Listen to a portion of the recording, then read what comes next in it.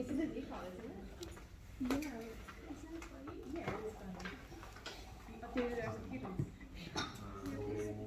All right, so I'm just going to put an example from the homework on the board and walk you through it.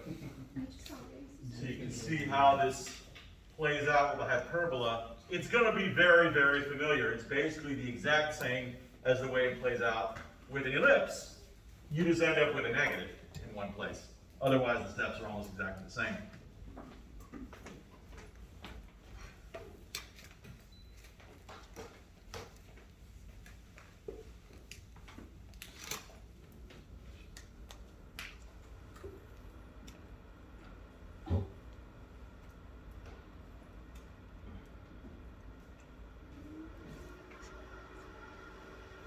The only other thing that's a little bit different with hyperbolas than it was with the ellipses, we do have the asymptotes, and the way they get shifted is a little bit less obvious, but I'll show you how that works.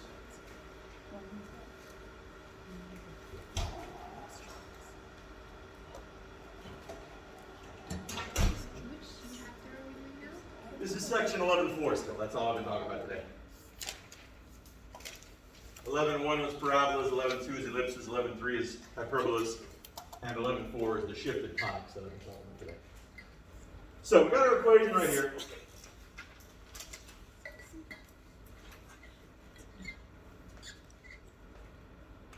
And we need to transform it into standard form.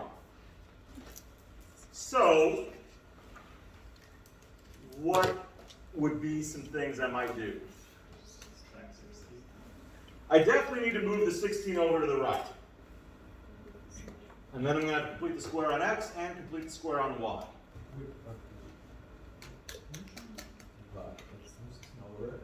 Divide first. Divide what? Divide the whole problem. Oh, the thing is, I don't know if 16 is what I'm going to be dividing by. Because when I add numbers to both sides, it might be a different number. So that's a little premature. But there is actually a common factor of 4 all the way across. So if you recognize that, you can make the numbers a little more bearable by just dividing them by 4 right off the bat. Not necessary, you'll still get the same result if you don't do it, but it'll make all the numbers a little smaller without introducing any additional fractions. So I'm going to do that, divide everything by 4, and I'm going to have 4x squared plus 8x minus y squared plus 8y equals negative 4. Now, as I said earlier, if you have a negative number on the right-hand side, forget it, it's impossible. Except, we're not finished yet. We are going to be adding to both sides as we complete the square. That's likely to fix that problem. If it doesn't, then we're done. Don't worry about it. But it probably will fix the problem.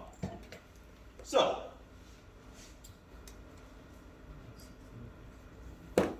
I'm going to need to kind of separate out the x's and y's. And I am going to have to factor out a 4 here.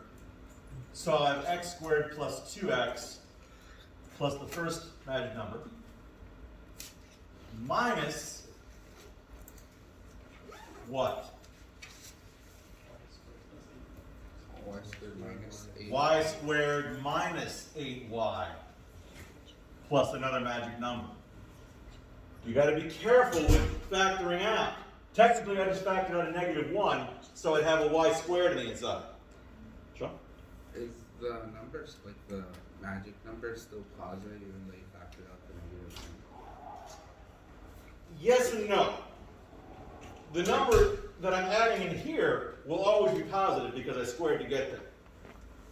But I have to apply the coefficient when I apply it on the right-hand side. So that may change things. So over here I'm going to have negative 4 plus 4 times the first magic number minus 1 times the second magic number. Put a 1 here just so there's a placeholder. Question? So the plus sign behind 8y, that was that there when you divided by 4 or This plus sign here? no, above in the first line. Because it starts off as minus 4y squared. Wait. Oh, I see now. Never mind. I'm sorry. No problem. There's a lot going on with this equation. It's easy to lose track of pieces. You've got to be very careful. All right, so completing the square, half of 2 is 1. When I square 1, I get a 1, and that's what I'm going to put here and here. Over here, half of -8 is -4. When I square that, I get 16. And that's what I'm going to put in both of those ones. Does it? The right side can be Doesn't what we can make. Square. it's -1 times 16. Yes. 8 minus -1. Ultimately, it does look like it's going to be negative. Which means there must be an error because they wouldn't have given us an possible.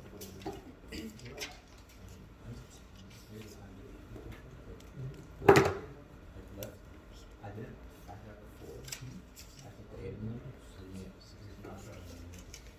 And I get 4 plus 17 minus something. Well, no, I have this one 8 on there. Yeah, I mean, that shouldn't change anything.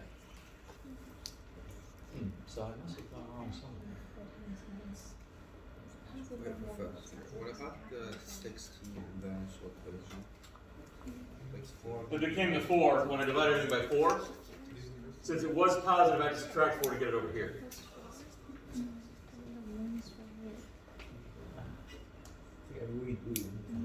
If you factor out 4, would there be a 4 in front of the equation at the start? I didn't factor it out, I divided it off.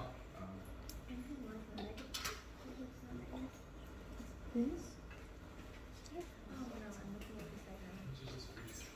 Huh. It sure does seem impossible. I'll look it up.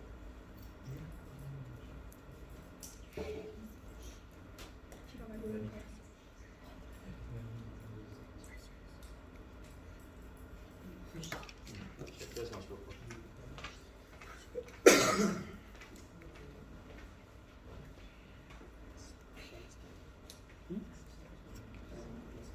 Depending on what.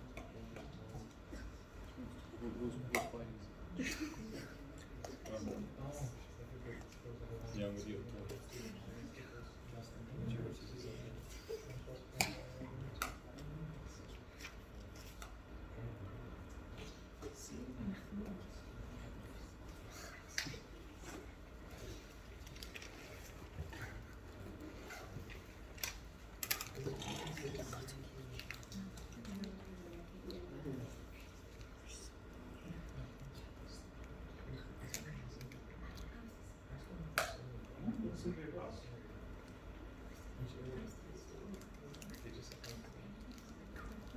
Center is at -1, which is what I'm getting to the x coordinate. And +4, which is, yeah, that's what I'm getting.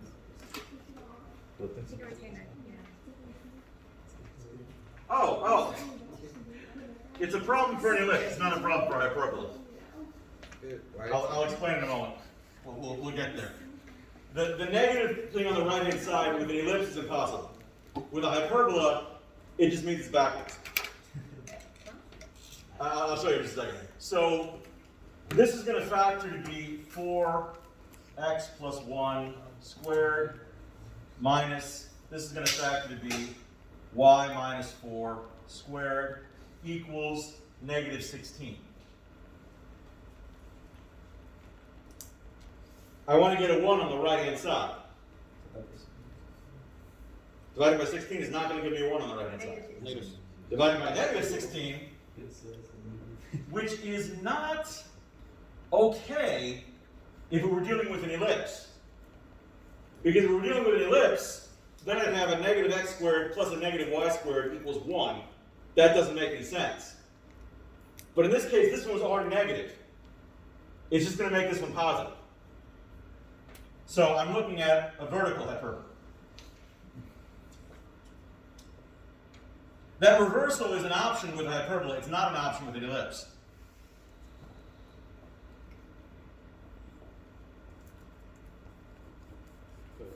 And that's what we're looking for. Professor? Yep. Is there a reason that you switched the places? Yes, because since this is the positive one, I wanted to write it first. Could you write the, could you just put the negative in front of it and just? You could, as long as you don't get mixed up and think that it's still horizontal. All right. Sure. Okay.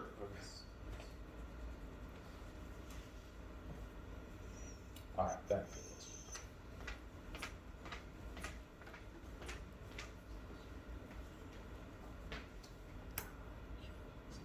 Okay. So now that I've got into this standard form, and it actually came out a lot neater than the previous example, where's the center of this hyperbola? -1. -1, 4.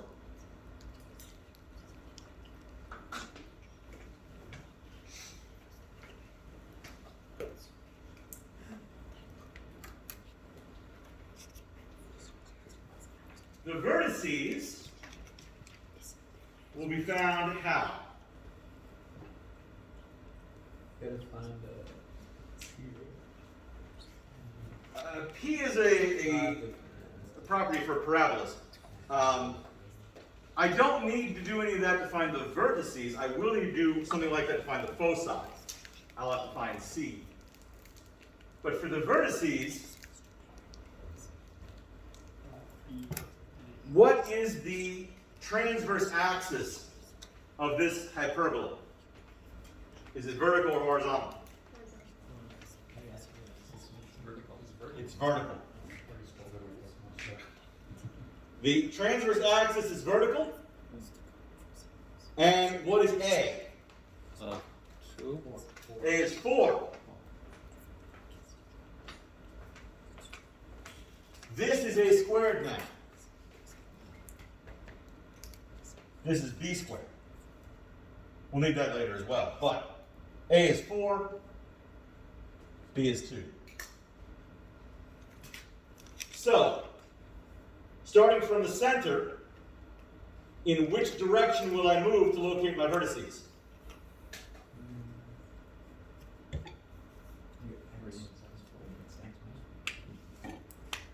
Y is what's going to be affected. The transverse axis is vertical. So, the foci and the vertices are both going to be up and down from the center, not left and right. So, the y coordinate will be increased and decreased by 4 respectively. So I'm going to have -1, -8, and -1, 0 for my vertices.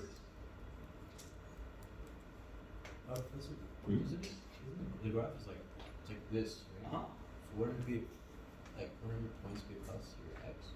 Nope, the transverse axis goes through the curve.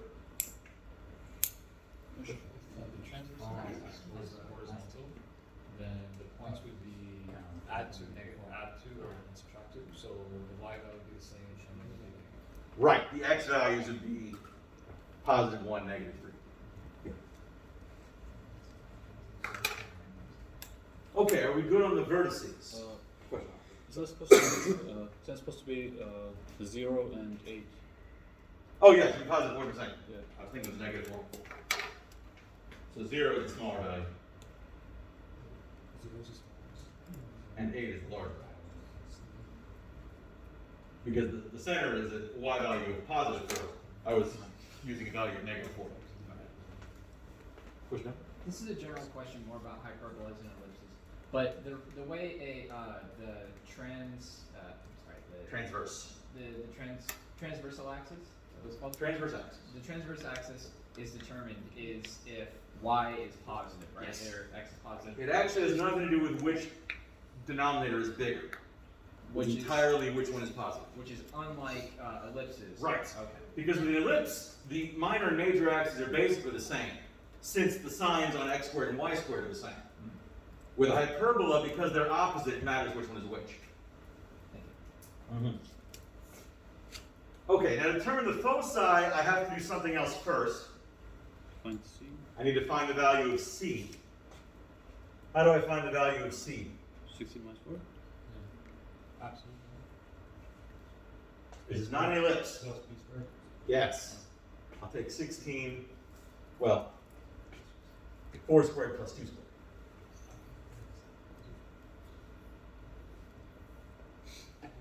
With a hyperbola, you add when you're calculating the value of c. With an ellipse, you subtract. That's why with the ellipse, you need to have that absolute value to make sure you're not going to get a negative result inside the square root. But here, since you're adding, that'll never happen, so I don't need to worry about it. This is going to be the square root of 20, or 2 square roots of 5. So, are the foci oriented vertically or horizontally? Vertically, like everything else. Transverse axis is vertical. The foci are also going vertical. From the center, I'm going to increase and decrease by 2 radical 5 on the x or the y coordinate. Wait, wouldn't you do it on the vertex, not center? No, the center is the center. So I'm going to change the x or y values when I apply this c. What values? The y values, again, oriented vertically along that transverse axis. The y values are changing, the x values stay the same. The x values are both going to be -1 here as well. For the y values, I'm going to take the center value of 4 minus 2 radical 5 to get the lesser y value. I really wish they used the word lesser here rather than smaller. Smaller is very ambiguous.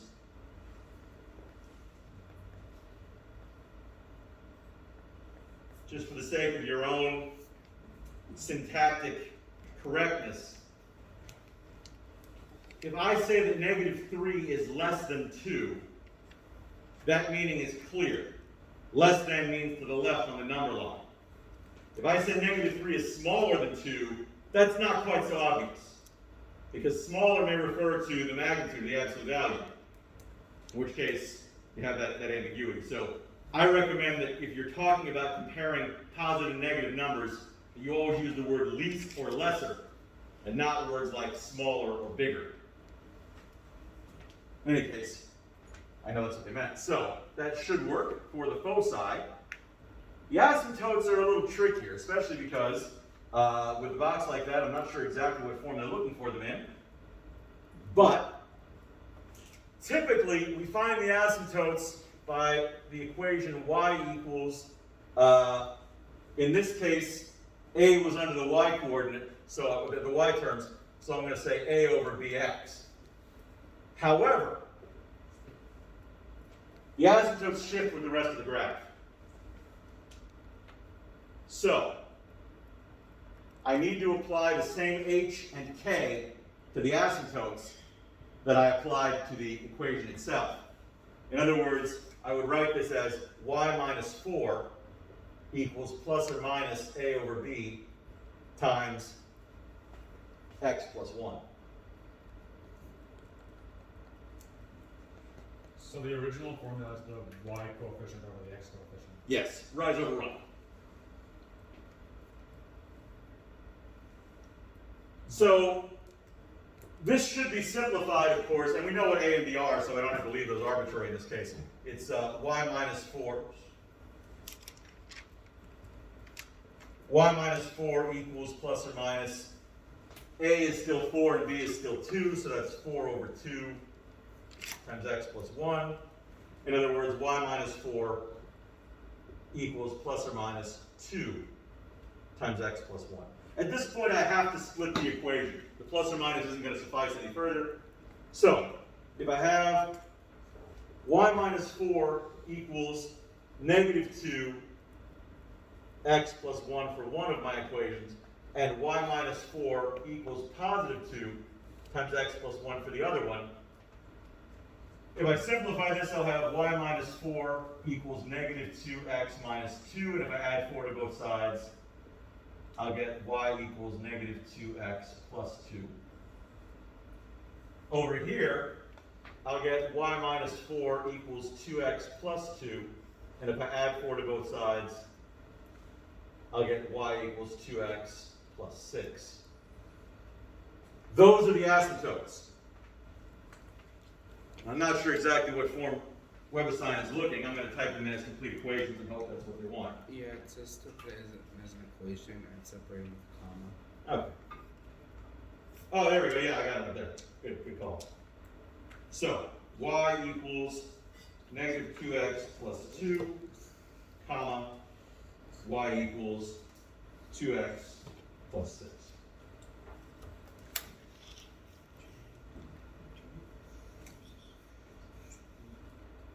Questions about the asymptotes? There's definitely a little bit of an extra thing there.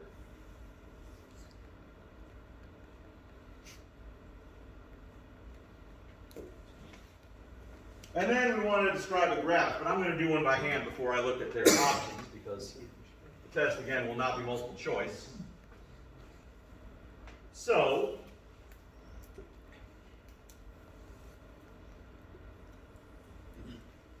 the center is at the point 1, negative 4. I'm sorry, negative 1, 4.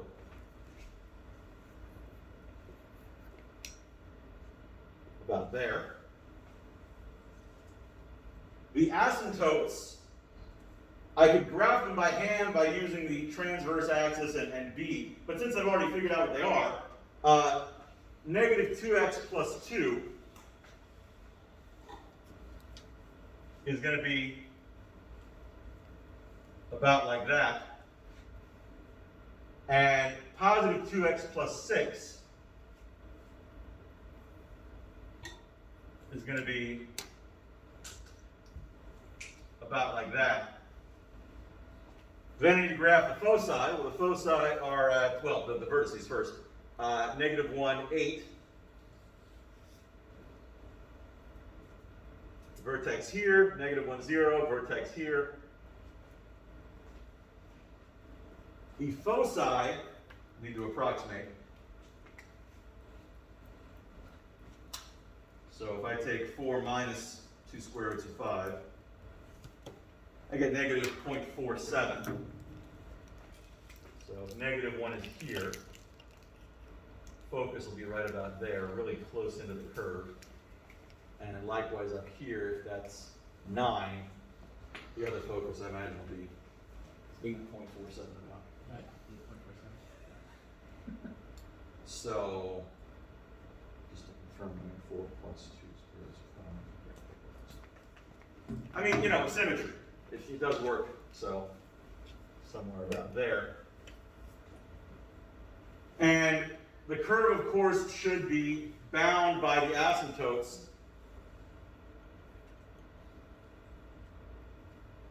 And my asymptotes are not very good.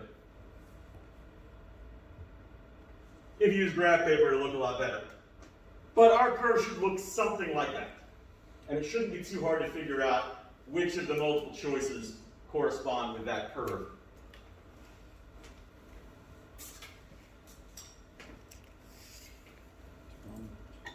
So, is the top left?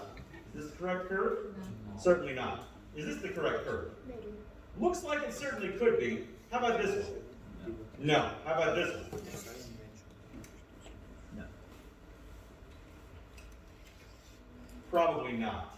Yeah, the scales are the same. These are actually hard to tell apart than you might think. If you didn't compare the scales, I wouldn't necessarily know. Because wider and narrower kind of depends on what the scale is like. But that looks like the one. The vertices are different. The vertices? Yeah. For the bottom? Oh yeah, right, the vertex here is too high. Yeah.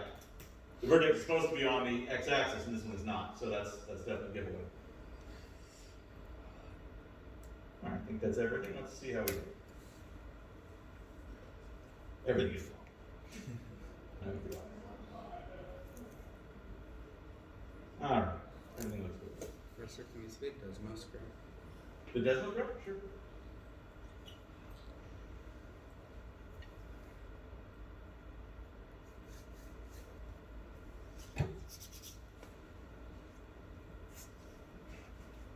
So as you can see, the graph on Desmos is quite a bit prettier than what I drew. But the points are pretty much in the right place.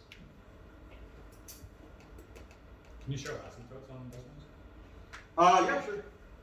I don't know if I'm going to make the dotted lines, but I can certainly graph them. Yeah, I mean, I'm sure there's a simple way to do it.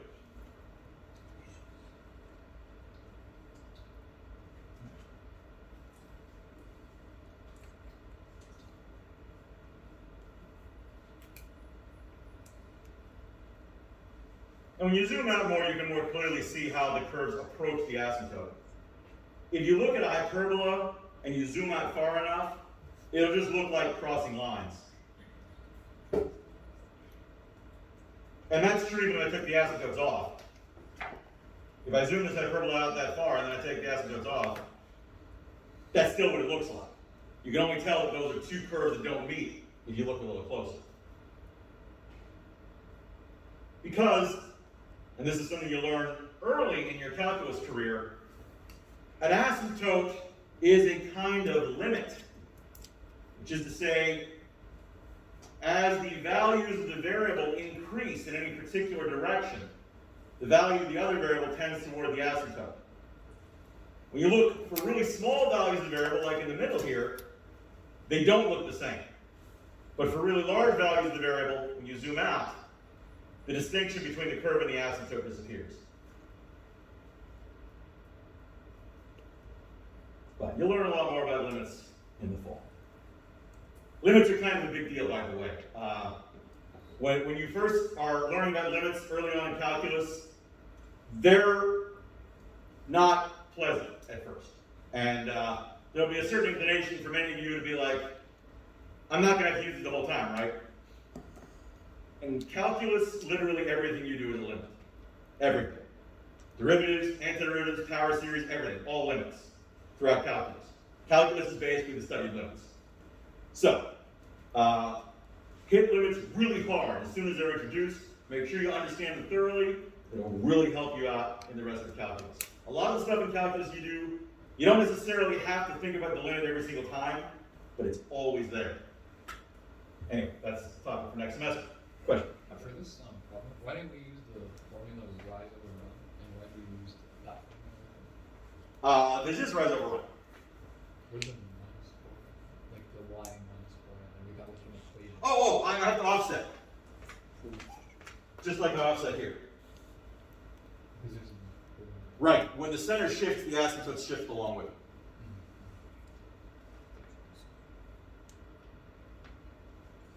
Good. Other questions about this example of hyperbolas? It's a pretty good template that will work for all of them. One word I want to say about the supplemental homework, just because I don't want you to struggle for days, just for hours. You are going to need a system of equations to solve the problem. Some of you correctly recognize that to find the area of a circle, all you really need is the radius. You're not going to find the radius without the center. You're just not. Or at least not without doing the vast majority of the work to find the center anyway. And when you plug in the points that you're given to the general equation of a circle, which of course is the general equation of an ellipse, except where a and b are the same number. And when you plug the points into that equation, you will result in a nonlinear system. But by combining the three resulting equations in a couple of different ways, you can get all of the squared terms to drop out. That will leave you with a linear system in h and k. That you can solve and find out what h and k are. Of course, I won't tell you what r is, but once you know what h and k are, you can plug them back into one of the original equations and find out what r is. That's the approach you're going to have to take. So like I said, r is kind of the last thing to follow. Okay, so does anybody have any questions from the homework sets that I've already assigned that they wanted to ask me? Since we have plenty of time. Okay. It was the last one, and then also the second last one. From which section? From section 11.3. 11.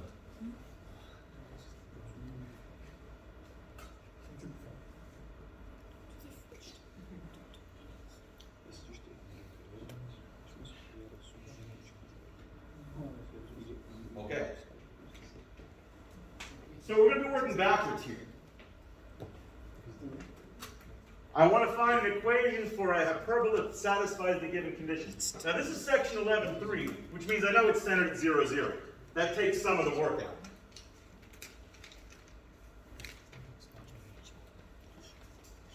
I won't need to be completing the square.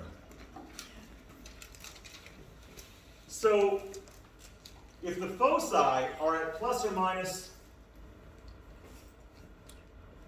root 10, 0, we know the center's at 0, 0. What exactly does that tell me?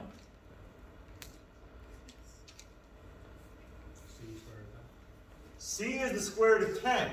That's useful. It tells me one other thing. It tells me the hyperbola has a horizontal transverse axis, because the foci are spaced horizontally, not vertically. So I know that this hyperbola looks something like this.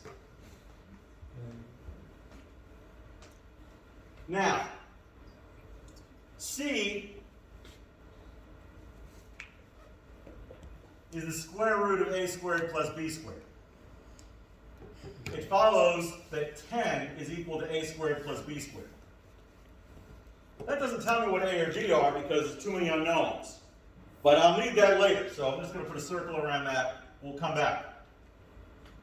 I know that the hyperbola passes through the point 4 root 18. So if I look at the standard form of hyperbola, x squared over a squared minus y squared over b squared is equal to 1. This one does have a horizontal transverse, so that's the correct one. I don't need y squared over b squared minus x squared over a squared. That's the correct one.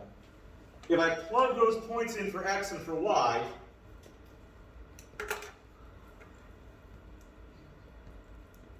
square root of 18, is that what that is?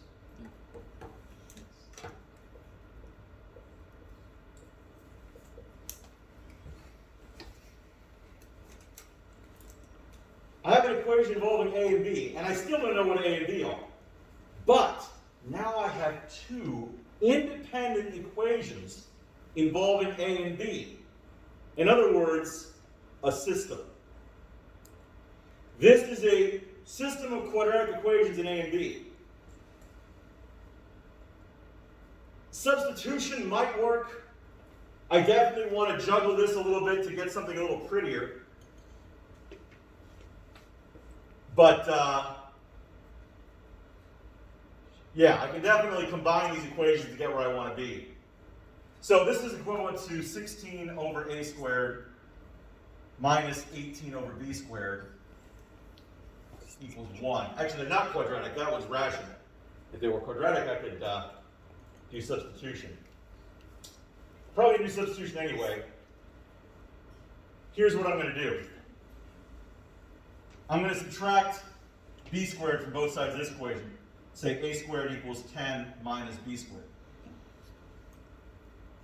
Since a squared equals 10 minus b squared, a squared equals 10 minus b squared.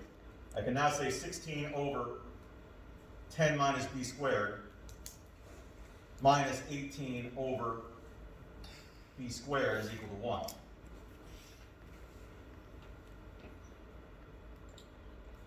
I feel like there's a better way of going about this, but this should work.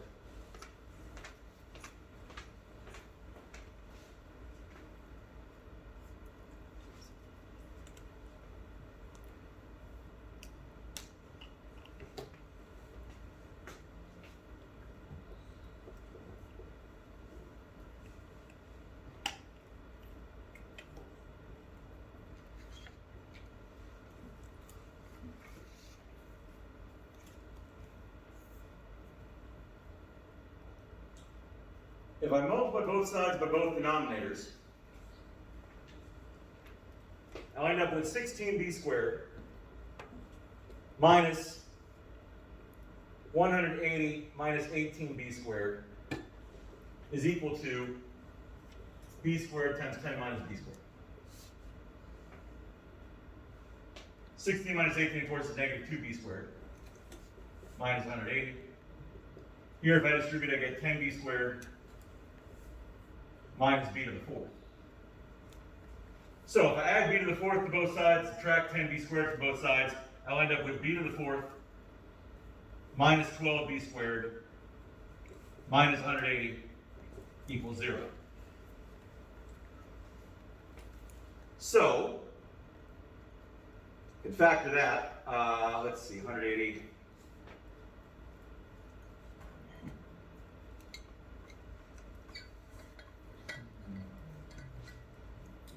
15 go in there? 20 times 9. 20 times 9, but that won't give me the 12 I need.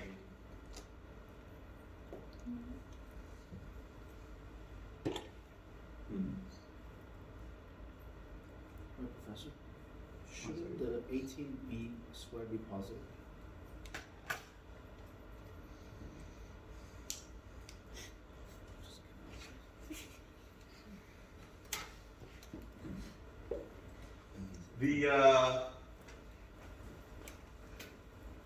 Shouldn't that positive? Yes. Because I got here by multiplying both by 10 minus b squared. So it's going to be minus 10 times 18 plus 18 times b squared. That's correct. So that's 34b squared here.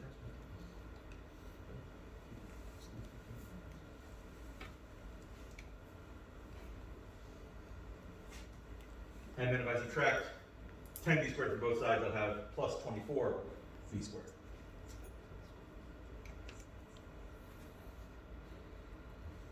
See if that works.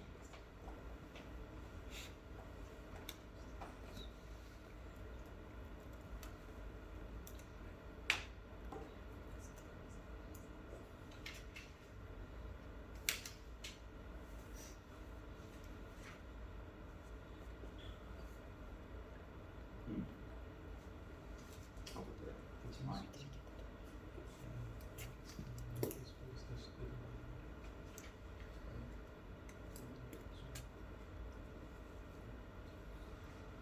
Isn't it 34, not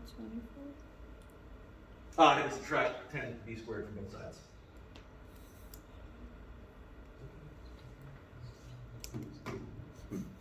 Factor greater than 8. 2 and 90. Quadratic formula should work, but I feel like this should be easier. 4 and 45. 5 and 36. 6 and 30. There we go. So I have b squared plus 30 b squared minus 6, giving me b squared equals negative 30, which produces non-real solutions, or b squared equals 6. If b squared equals 6, it follows that a squared equals 4.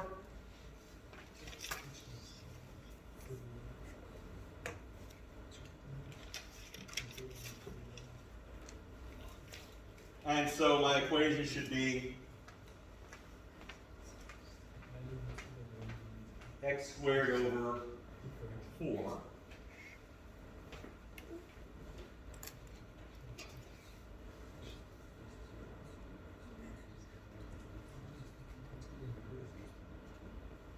minus y squared over 6. That ought to work. So before I hit submit, let me just test this real quick. How would I test it? Well, I plug in my point. You got 4 squared over 4 minus 18 over 6 is 4 minus 3, which is in fact 1. So it does pass through that point. And since 4 plus 6 is 10, the foci will be as indicated. Yeah, that's right. So fiddling with that equation and solving that out is a little bit tricky. You want to be careful.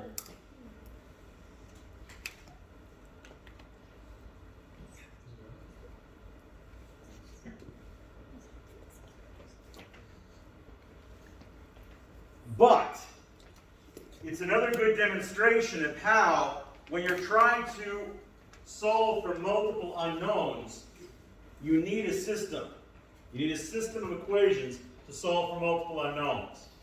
How many equations do you need? Well, you need as many equations as you have unknowns. So, since the unknowns were A and B, I needed two equations involving A and B. One of them I got from the knowing where the foci were. The other one I got from plugging in the given point.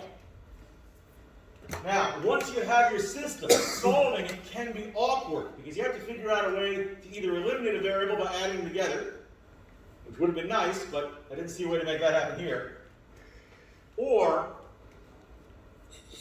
substitute an expression from one equation into the other equation. Substituting allows you to get down to one unknown. When you have one unknown, you can solve the equation. Now, not all equations can be solved, but the ones that you're going to be faced with typically can be solved. Now, in this case, there may have been an easier way to arrive at the solution. I still feel like I could have done a better substitution than this. This certainly works. It's a little tricky because you have to fix the rational equation. And then you have to factor a fourth degree polynomial. We could have used the quadratic formula here. It worked just fine. You also have to be aware that b squared can't be negative, not in the real numbers, which means I can throw that part away. And that gave me my solution. Question?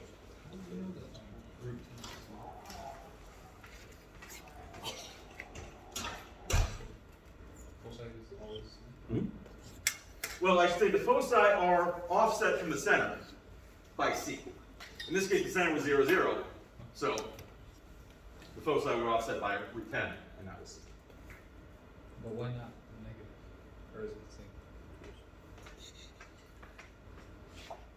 same? In practice, we never have c being negative. There's never any reason to, especially because they're just going to square it anyway.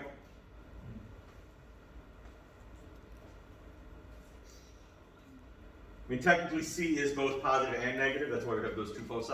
But when it's squared, it's the same It thing. doesn't matter.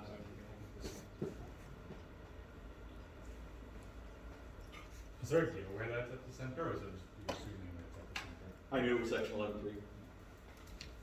11.3. The other thing is the foci are always going to have the center as the midpoint between them. Yeah. So knowing that the foci were at root 10, 0 and negative root 10, 0, the center had to be perfectly between the two, and that would be 0, 0. Use the midpoint.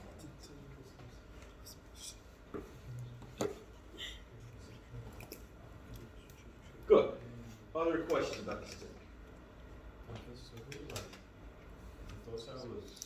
If c was on the other side, then the final equation would be y squared over 4 minus x squared. Oh, you mean this has been 0, comma, plus or minus root 10? Yeah. Then it would have been y squared over 6 minus x squared over 4. One last question. How do we know it was x squared over a that came first, not y? Both sides. Yeah, Because the x they're squared was- horizontally oriented. Well, having the transverse axis vertical instead of horizontal wouldn't necessarily change the denominators. It would change which one was positive.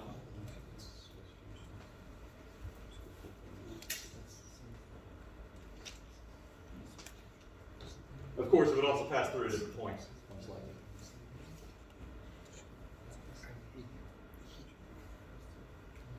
All right, let's take another 10-minute break. Come back at 12:05, and I'll take more.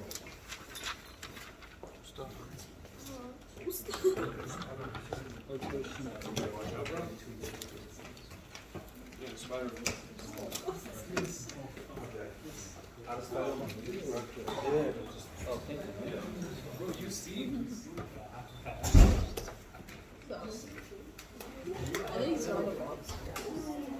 No, you do this. Oh, you do the box and this. So you need this one. Yeah, consider this Oh, you dropped it. Why? So, that's why you get to